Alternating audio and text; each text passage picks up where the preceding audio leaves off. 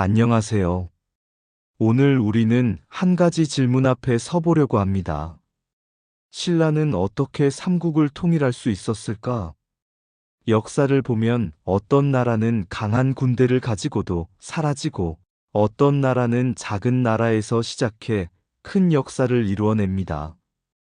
신라는 처음부터 가장 강한 나라가 아니었습니다. 그러나 신라는 사람의 마음을 하나로 묶는 힘을 알고 있었습니다. 그 중심에는 바로 불교의 가르침이 있었습니다. 신라 사람들은 단순히 절에서 목탁을 치며 기도하는 종교로서 불교를 받아들인 것이 아니라 나라를 세우고 공동체를 이루는 지혜로서 불교를 이해했습니다. 특히 신라 사람들이 깊이 존경했던 경전 가운데 하나가 바로 화엄경입니다. 화엄경은 이렇게 말합니다. 전체가 있어야 개별이 존재하고 개별이 있어야 전체가 존재한다. 이 가르침을 국가에 비추어 보면 국민이 없으면 국가가 없고 국가가 없으면 국민도 존재할 수 없습니다. 즉 나와 나라, 개인과 공동체는 서로 떨어져 있는 존재가 아니라 서로를 살리는 하나의 인연이라는 것입니다. 이러한 깨달음은 단순한 종교적 교리가 아니라 신라 사회의 정신이 되었고 왕과 백성의 마음을 하나로 묶는 힘이 되었습니다. 오늘 이 시간에는 신라가 어떻게 삼국을 통일할 수 있었는지, 그리고 그 배경 속에 숨쉬고 있던 불교의 깊은 지혜와 화엄의 정신을 함께 살펴보려고 합니다. 잠시 마음을 고요히 하시고 1300년 전 신라의 역사 속으로 함께 걸어가 보시겠습니다. 신라 시대에 전해 내려오는 이야기입니다. 어느 날 한 젊은 화랑이 깊은 고민에 빠져 산사의 노승을 찾아갔습니다. 그는 나라를 위해 싸워야 하는 화랑이었지만 마음속에는 두려움이 있었습니다. 스님, 저는 한 사람에 지나지 않습니다. 제가 나라를 위해 무엇을 할 수 있겠습니까? 제가 나서지 않아도 세상은 돌아가지 않겠습니까?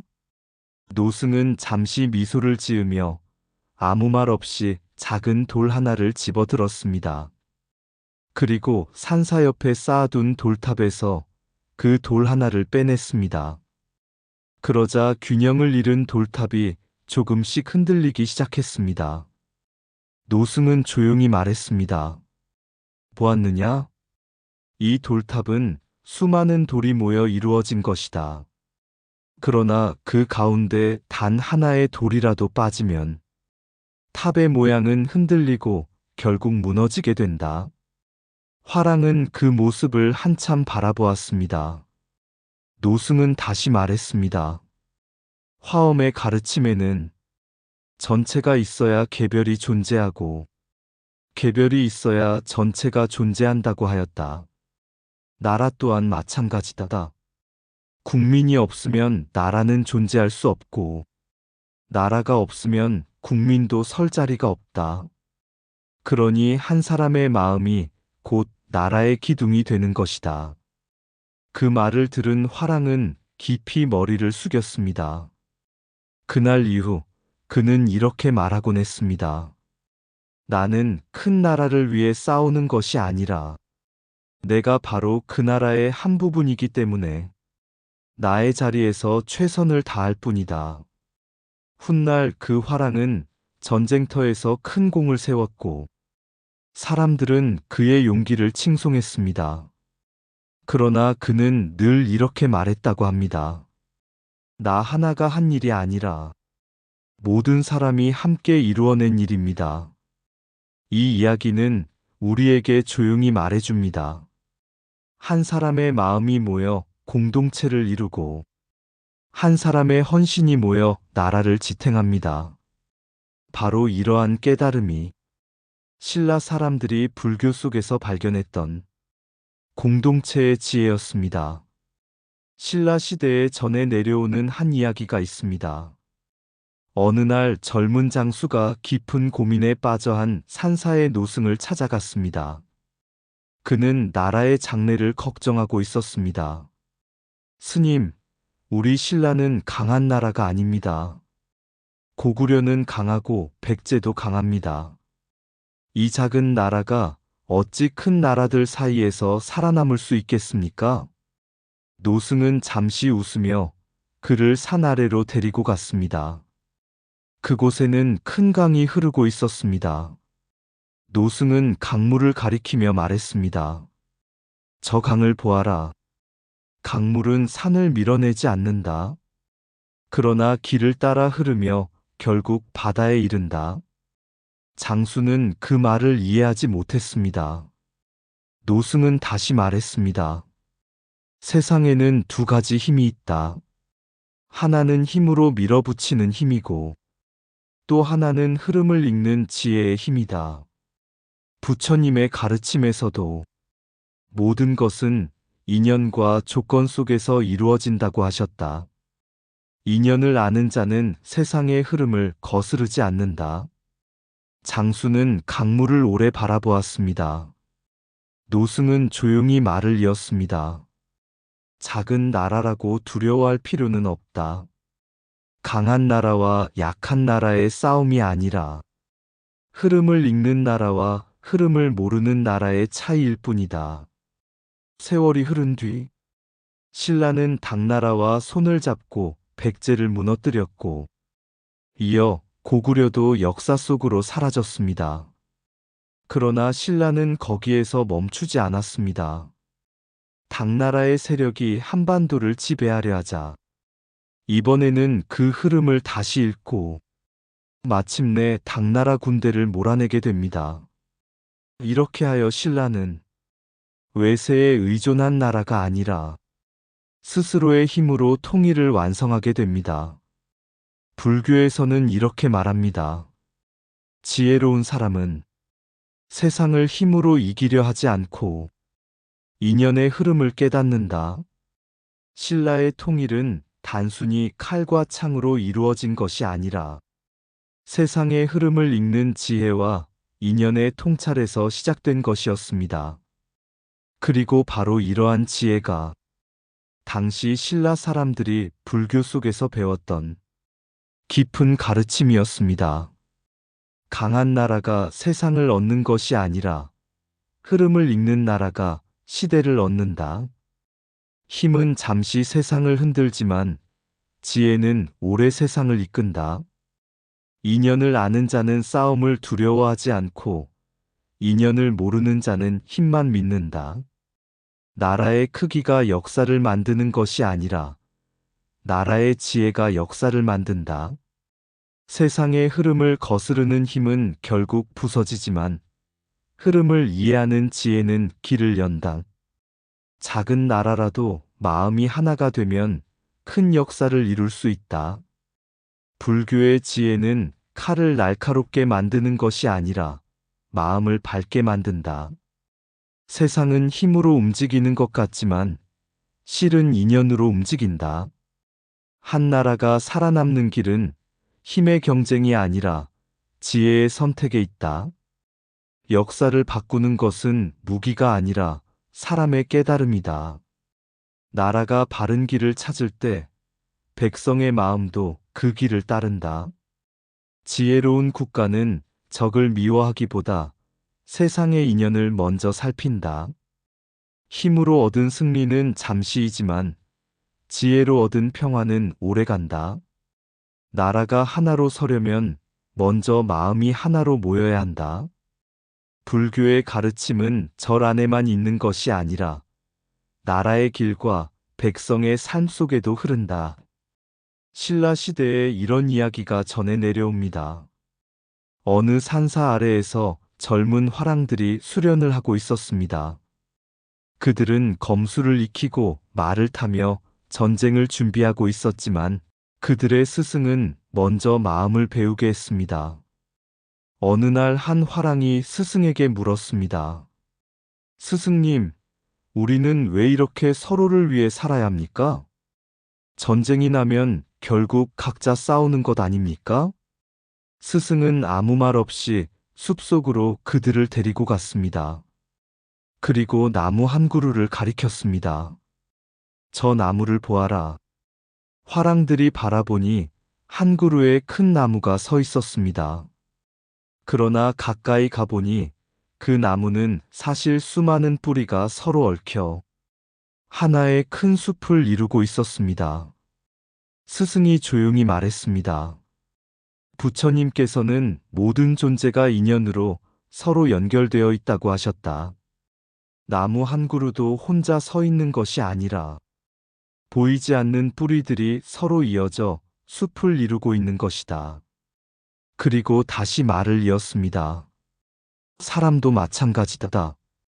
한 사람이 강해서 나라가 서는 것이 아니라 서로를 믿는 마음이 모여 나라가 서는 것이다. 화랑들은 그 말을 듣고 깊이 생각에 잠겼습니다. 스승은 마지막으로 이렇게 말했습니다. 충은 나라를 위한 마음이고, 효는 부모를 위한 마음이며, 신은 서로를 믿는 마음이다. 이 세 가지 마음이 하나로 모이면 그곳에는 두려움이 사라진다. 왜냐하면 나는 혼자가 아니기 때문이다. 세월이 흐르고 전쟁이 일어났을 때 신라의 화랑들은 서로를 버리지 않았습니다.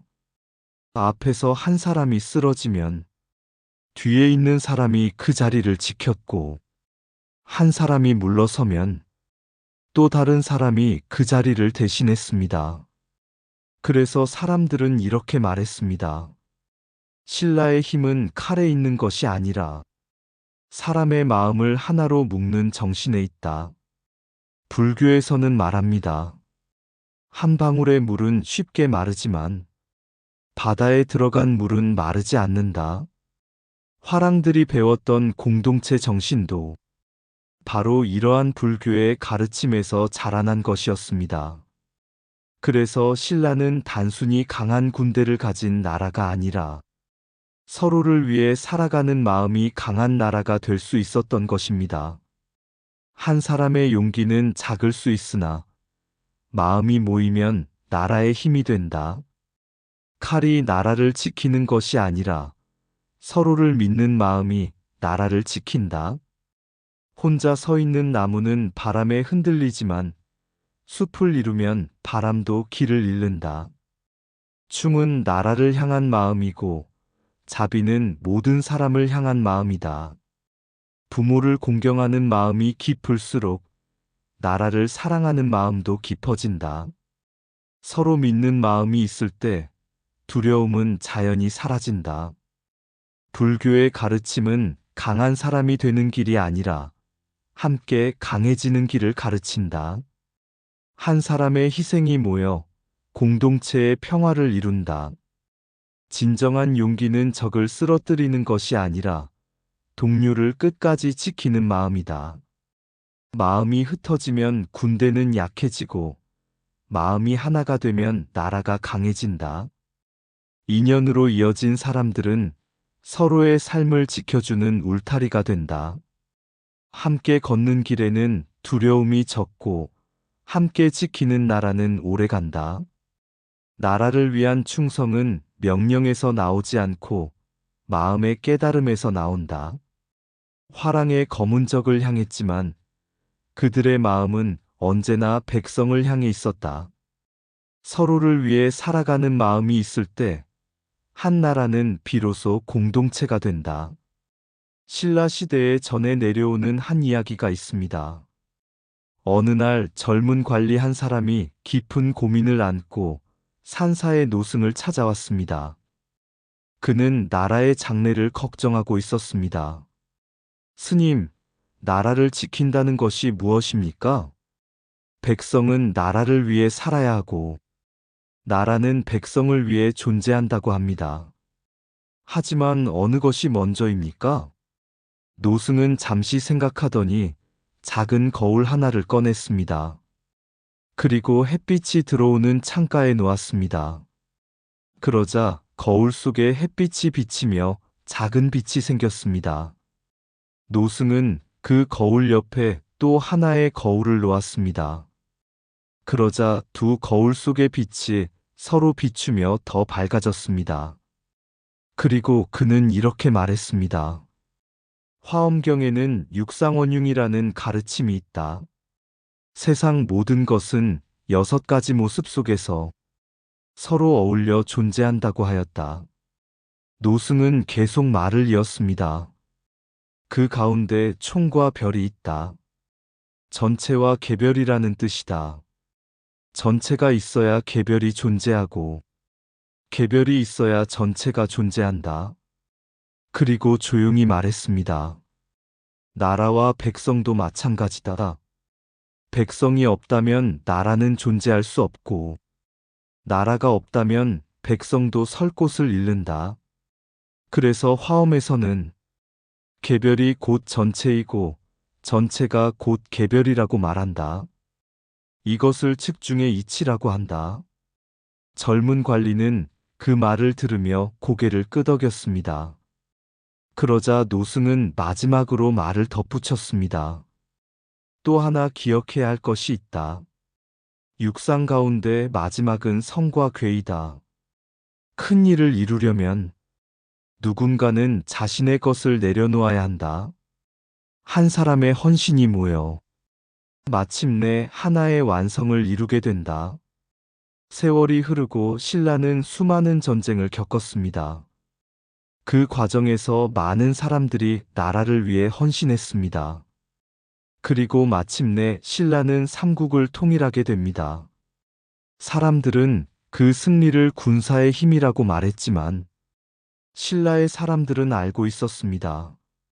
그 통일은 단지 칼로 이루어진 것이 아니라 사람의 마음을 하나로 묶은 정신에서 비롯되었다는 것을 말입니다. 불교에서는 이렇게 말합니다. 한 송이 꽃이 피기 위해서는 온 우주의 인연이 함께해야 한다. 신라의 통일도 마찬가지였습니다. 왕과 백성, 승려와 화랑, 수많은 사람들의 마음이 모여 하나의 역사를 꽃피웠던 것입니다. 그리고 그 마음의 중심에는 바로 화엄의 지혜와 불교의 가르침이 조용히 흐르고 있었습니다. 나라가 서는 것은 성벽 때문이 아니라 서로를 살리는 마음 때문이다. 전체가 없으면 개별이 설 수 없고 개별이 없으면 전체도 존재할 수 없다. 한 사람의 삶은 작아 보이지만 그 속에는 나라의 운명이 함께 숨쉬고 있다. 화엄의 가르침은 말한다. 개별이 곧 전체이고 전체가 곧 개별이다. 나라와 백성은 서로를 지탱하는 두 기둥과 같아서 하나가 무너지면 모두가 흔들린다. 큰 역사는 강한 무기에서 태어나는 것이 아니라 깨어있는 마음에서 시작된다. 공동체는 힘으로 묶이는 것이 아니라 깨달음으로 이어진다. 한 사람의 헌신은 작은 등불이지만 많은 등불이 모이면 세상을 밝힌다. 불교의 지혜는 나 하나의 구원이 아니라 함께 살아가는 길을 가르친다. 나라가 평안하려면 먼저 사람의 마음이 바르게 서야 한다. 서로 다른 존재들이 어울릴 때 비로소 하나의 세상이 완성된다.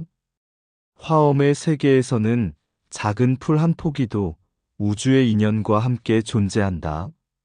한 사람의 희생이 헛되지 않은 까닭은 그 속에 공동체의 미래가 담겨 있기 때문이다. 나라를 사랑하는 마음은 명령에서 나오지 않고 깨달음에서 피어난다. 한 송이 꽃이 피기 위해 온 우주가 돕듯이 한 나라의 역사는 수많은 사람의 마음으로 이루어진다. 옛날 신라의 한 산사에 늙은 스님이 살고 있었습니다.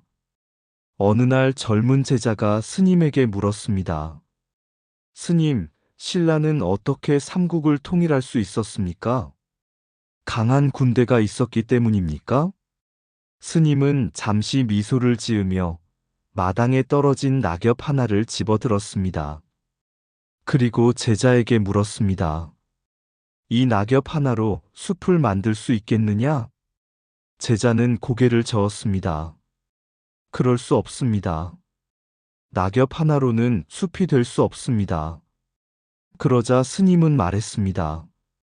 그렇다.